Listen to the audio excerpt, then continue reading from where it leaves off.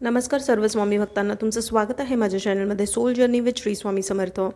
तर आजचा स्वामी संदेश आपण बघणार आहोत. त्या अगोदर सगळ्यांनी कमेंटमध्ये श्री स्वामी समर्थ या नामाचा गजर करत राहायचा आहे. आपल्याला सकारात्मकता सगळीकडे पसरवायची आहे. तर सगळ्यात पहिला जो संदेश आहे स्वामींचा तो हा आहे की कुठे ना कुठे ना तुम्हाला आता तुमच्या आयुष्यात जे काही झालं आहे त्यासाठी ना सगळ्यांना माफ करण्यामध्येच तुमची भलाई आहे आणि स्वतःलासुद्धा माफ करा. हा पहिला मेसेज आहे स्वामींचा.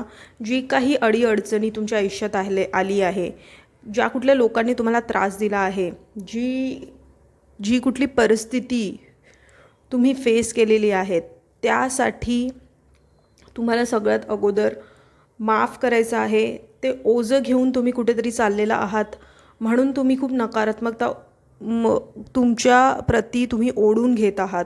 तर स्वामी तुम्हाला हेच सांगत आहेत की सगळ्यात अगोदर आहे ना माफ करणं हे खूप मोठी गोष्ट आहे. कारण सगळ्यांमध्येच ती क्षमता नसते की एका व्यक्तीला तुम्ही माफ करू शकाल. तर सगळ्यात अगोदर तुम्हाला माफ करायचं आहे सगळ्यांना. ज्यांनी कोणी तुमचं मन दुखवलं आहे त्यांनाही माफ करा.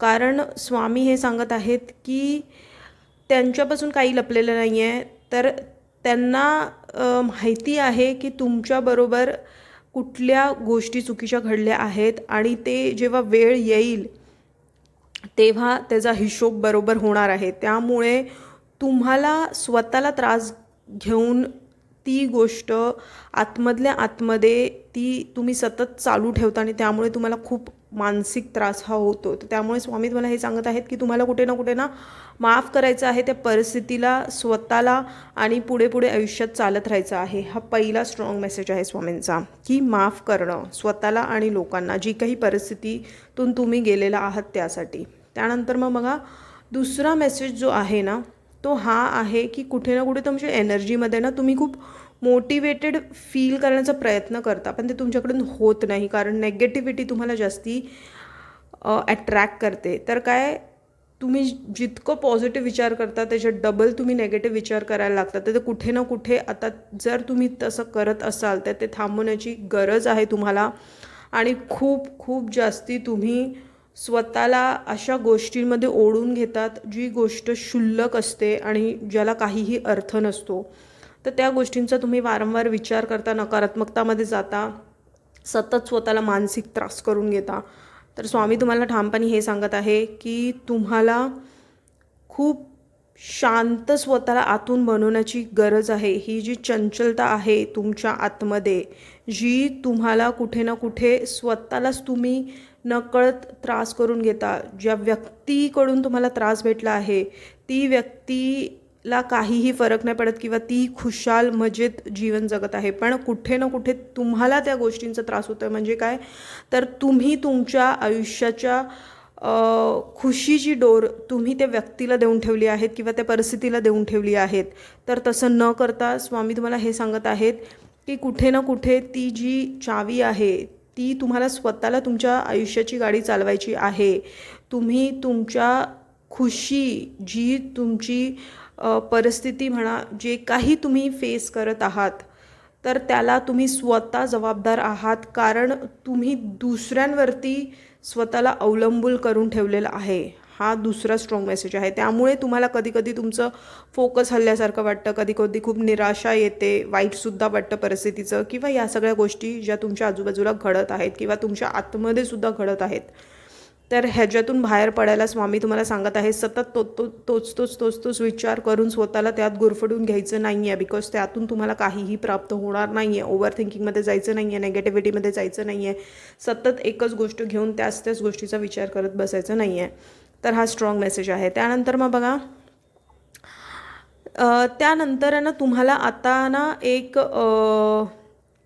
थोडीशी आहे ना फिजिकल ॲक्टिव्हिटी पण चालू करायची आहे. तर काय, जर तुम्ही कामाला पण जात असाल तर तिथे तुम्ही सतत फक्त बसलेला असता किंवा घरी असाल तर फक्त बसलेला असता, तर तसं न करता, कारण तुम्हाला एक्सरसाइज आणि ह्या सगळ्या गोष्टी ज्या आहेत त्या तुम्हाला एक अपलिफ्टिंग एनर्जीमध्ये घेऊन जातात. तर काय, तुमची हालचाल होणं खूप गरजेचं आहे बॉडीची. जर तुम्ही ऑफिसमध्ये किंवा इतर गोष्टी करत असाल आणि तिथेच तुम्ही 7-8 तास बसलेला असाल तर तुमची ऊर्जाचा प्रभाव हा कुठे ना कुठे थांबला जातो आणि त्यामुळे मग तुम्हाला जास्ती मानसिक त्रास व्हायला सुरुवात होते. तर तसं न करता तुम्हाला बाहेरच्या वातावरणात पण जाणं गरजेचं आहे. सूर्याची किरणं, बाहेर वॉक करणं, मेडिटेशन करणं, योगा, प्राणायाम ह्या सगळ्या गोष्टी करणं पण तितकंच गरजेचं आहे. हा मेसेज आहे स्वामींचा स्ट्रॉंग. त्यानंतर मग बघा तुमची परिस्थिती, मग ती आर्थिक असू दे, शारीरिक असू दे, मानसिक असू दे किंवा कुठल्याही परिस्थितीतून तुम्ही जात असाल, त्या सगळ्यातून तुम्ही नक्कीच बाहेर पडणार आहात आणि कुठल्या तरी एक नवीन म्हणजे एक रोमॅन्टिक सायकल पण तुमची सुरू होणार आहे. जर तुमचं आत्तापर्यंत तुम्हाला प्रेमामध्ये धोके भेटले आहेत खूप आणि तुम्हाला सतत निराशा वाटते की हे माझ्याबरोबरच का होतं, तर कुठली तरी एक नवीन व्यक्तीचं आगमन होताना दिसत आहे. जर तुमचं लग्न जमलं आहे किंवा लग्न झालेलं आहे तर त्यामध्येही एक नवीन बाळ ॲड होताना दिसत आहे. तर अशा काही चांगल्या गोष्टी, चांगल्या परिवर्तनसुद्धा तुमच्या आयुष्यात घडणार आहेत. ना कुठे ना तुमचं शुक्र खूप वीक असू शकतो, बिकॉज इथे माझ्यासमोर जे कार्ड्स आहेत त्यामध्ये मला सगळे लेडीज दिसत आहेत. ठीक आहे, तर तुम्हाला कुठे ना लेडीजला जे फिमेल्स असतात त्यांना मानसन्मान द्यायचा आहे आणि त्यांच्याशी नीट वागणूक करायची आहे. त्यामुळे तुमचं शुक्र बलवान होणार आहे आणि तुम्हाला छोटे जे कन्या असतात त्यांना काहीतरी गिफ्ट किंवा काहीतरी खाण्यापिण्याची गोष्टी किंवा घरी येऊन तुम्ही त्यांना जेवणही घालू शकता. तर फिमेल्सची तुम्हाला सेवा, मग ती कन्या रूपात असू दे किंवा सवासनी असू दे, तुम्हाला त्यांच्यासाठी काहीतरी करायचं आहे ज्यामुळे तुमच्या घरची परिस्थितीसुद्धा बदलेल आणि आर्थिक जर तंगी असेल तुमच्या घरी तेही तुम्ही त्यातही परिवर्तन बघायला तुम्ही सुरुवात कराल. ठीक आहे, तर हाच होता स्वामींची नित्यसेवा, ही पण रोज करणं गरजेचं आहे. तर हाच होता आजचा संदेश. असेच महत्त्वपूर्ण संदेश बघण्यासाठी चॅनलला सबस्क्राईब करा. सतत स्वामींच्या नामात आपलं मन रमून राहा आणि कोटी कोटी धन्यवाद हा व्हिडिओ बघितल्याबद्दल.